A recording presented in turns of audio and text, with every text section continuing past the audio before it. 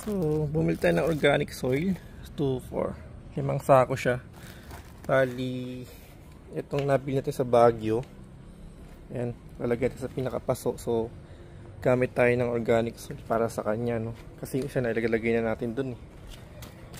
Check natin to kung ano ang itsura niya or ang texture ng kanyang pagka-organic. So, after natin mag-change soil ng motor, ito naman ang gagawin naman natin ngayon. Yun. Okay naman, ano?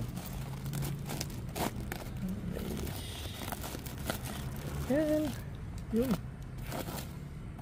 Ito yung ating organic soil na nabili natin dito sa San Miguel, Bulacan. Nagbebenta, eh. So,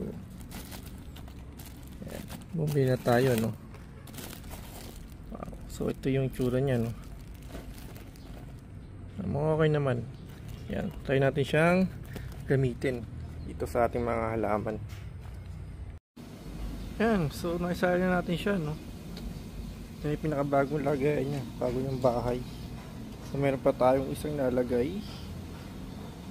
Nice, ganda. Sana ano siya, lumago siya.